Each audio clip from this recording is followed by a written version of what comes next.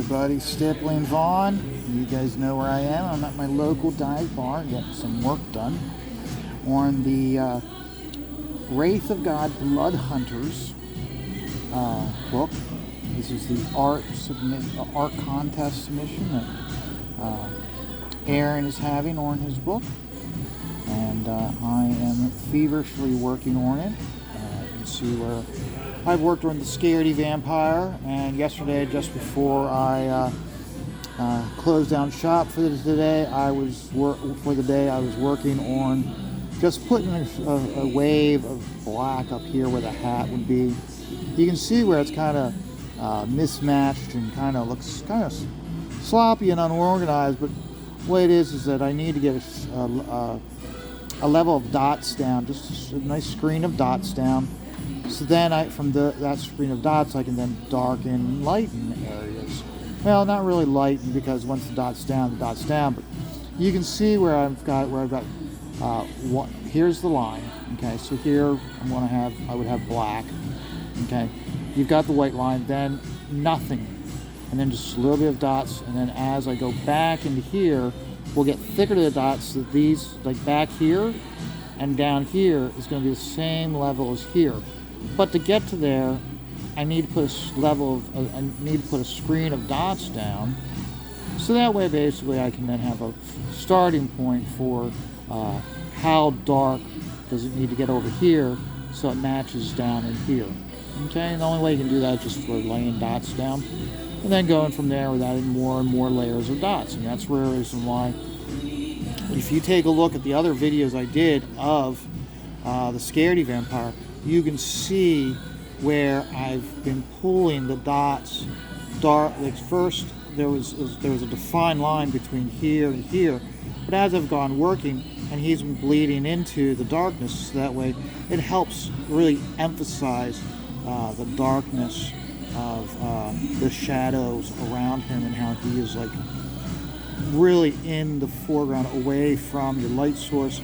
And the primary light source for this piece pretty much is going to be the shotgun blast. Okay, so with the shotgun blast, that is creating your light source for this area for these guys. So you're going to have light here, medium, right, very dark. When I go into the coloring of this, if I color it, I have to take a look and see if Aaron is allowing black and white, or whether he just wants color. I'll have to look into the details of his requirements for doing the piece. So, but I'm just having fun just darkening up the areas, so that way you get a stronger sense of the darkness that he is creeping out of. And then, of course, over here, we saw yesterday I was working on the lapel of the leather vest here. I'm just working on that.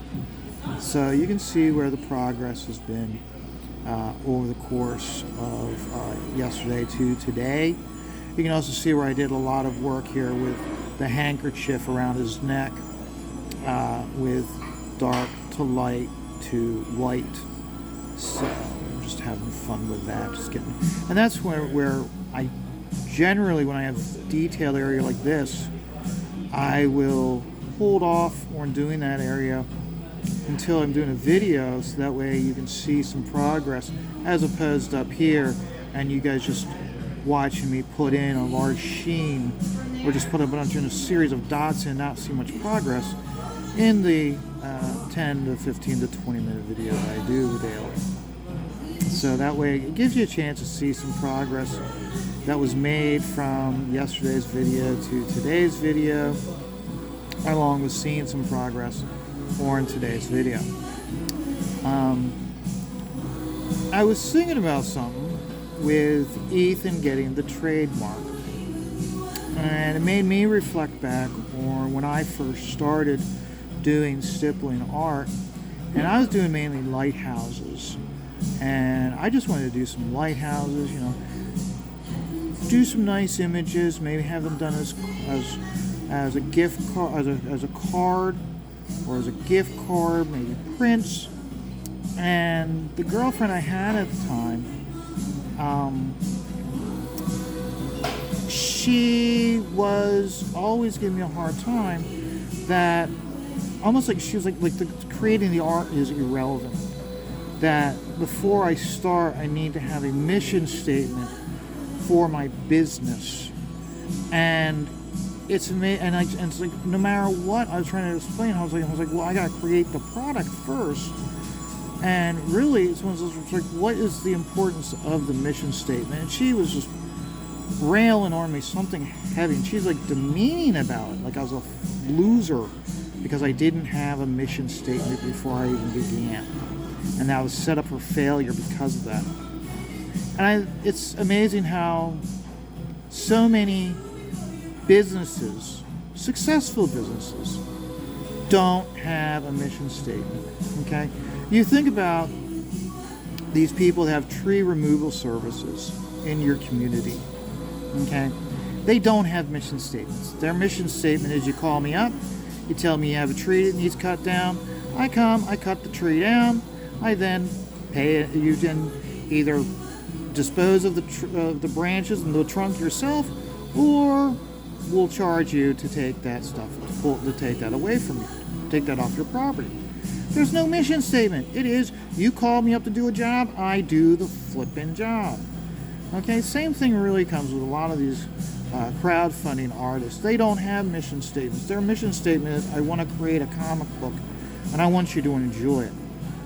Which really got me thinking, does Ethan really need a mission statement? So in thinking about it, I thought about, well, what are the mission statements of Marvel Comics and DC Comics? Okay, they're legacy comic book companies. They're considered the mainstream. Or as Dan Fraga puts it now, they're not the mainstream, they're the lamestream. Okay? So, like I said, I had to look them up. For Marvel Studios' mission statement, it says, a vision as far-reaching as our stories. Our mission to expand enables our legends alike. Thor and the X-Men to come to life in unexpected ways, to resonate with people today. That's the Marvel Studios mission statement. Okay, that's the movie studios mission statement. The Marvel Entertainment mission statement is a character-based entertainment company engaged in licensing, publishing, toy making, and film production. Okay? And then lastly, and I had to really dig for this, I mean, both of those found relatively easy with my first search. The one that was really hard to find, and I actually didn't find it, I found it in a I think it was a Bleeding Cool or a Comic Book Resources article from 2009. Okay? And it was listed as DC Entertainment, not DC Comics, DC Entertainment. Okay? And it listed as, or the quote was, strategically integrate the DC Comics business, brand, and characters deeply into Warner Brothers Entertainment and all its contents and distribution businesses. Okay? And I thought about those mission statements and how you can truly see how they're going for that diversity, inclusivity, and achievement. It's like, yeah. See, their mission statements are designed in such a way that the meaning of the mission statement can be manipulated for whatever they want. Okay? And for me, it's one of those where it's like, okay, basically what their mission statement is, it's a fucking verbal blowjob to whoever they're talking to. Okay? So what's Ethan's mission statement? What is, now that he has the Comicsgate trademark, what is the mission statement of Comicsgate? Easy. To provide entertaining stories and satisfy your customers. And you know why that is Ethan's mission statement?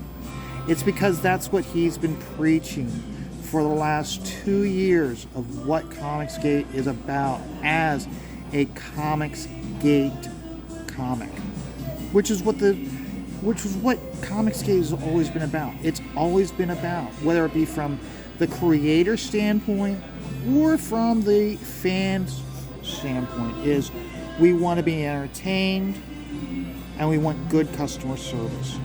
It's right out in the front, in the open for everybody to read and see. Okay? We're entertained by the comic book we get from it.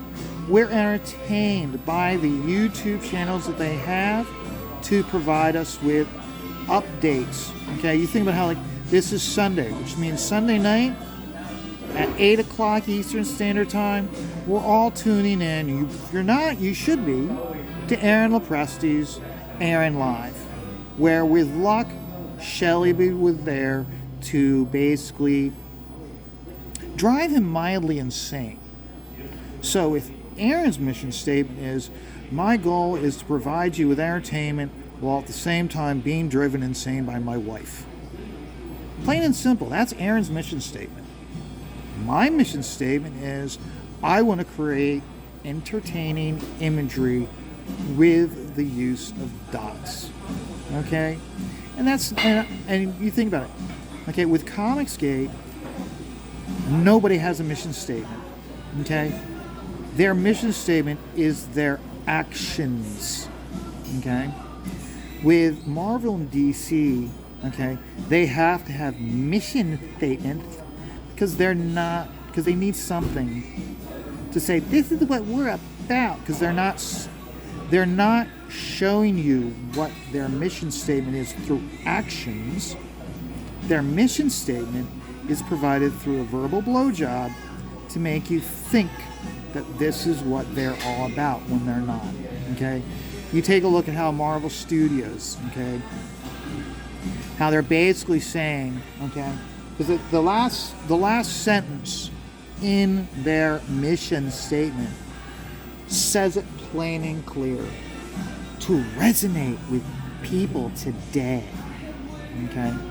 That's their way of saying, we want the black people to buy our product. We want the Asian people to buy our product. We want the Hispanic people or Latinx to buy our product. Bear in mind, Filipino and Latinx is insulting to that community, but that's what they use, because they are like, this is what you are. Okay? You go overseas, I don't know if those companies have mission statements. I don't know if they need mission statements. The bottom line is, okay, Ethan is now taken Comicsgate, made it part of his business. Okay? He's expanding it to the point where it's going to become too big for him and Andrea to complete on their own. Specifically, if he's really serious about licensing it out for people to do, like someone apparently has reached out to him about doing laser etched glasses, okay? Which Ethan's never done glasses. Patrick Parnell has done glasses. Aaron Lopresti is doing shot glasses. So that's a market that Ethan really hasn't touched yet. Eventually, Ethan's going to have to look at it and go, okay, I need to start licensing this out to non-comic book products. Okay? So if somebody comes up to him and goes, hey, I got a great idea for Comicsgate pins and lapel pins and push-button pins, Ethan's going to have to eventually look at it and not just say, okay, you have the right to do it, like verbally say, you have the right to do these pins. Eventually, he's going to have to look at it and go, okay, I will let you do that. It has to be licensed, which means I'm going to either do it for a certain upfront fee. I get so much in profits. It's no different than any other business when it comes to licensing. Okay? Because you think about it. Comicsgate as a fan movement is about great entertaining stories. So if you have someone who comes to Ethan and goes, I want to have, let's use Rich Ayala, okay? And he goes, the next book I did for Roach Balls, I want to have the Comicsgate logo on it, okay? Ethan might be like, okay, great. Anything, you have the right to have the Comicsgate logo on your comic book and any related products associated with the campaign. Keep in mind how I said that. Related to the campaign. So if Rich Ayala wants to have a Roach Balls t-shirt and so it's part of the campaign to raise money for the book, yes.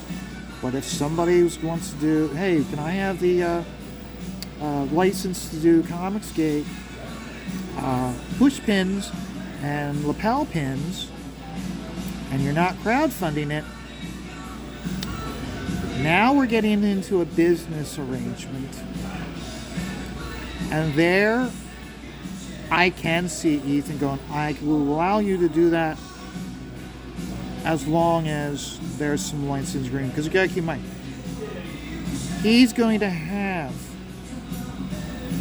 he needs to have a form of income coming in from these licensing to pay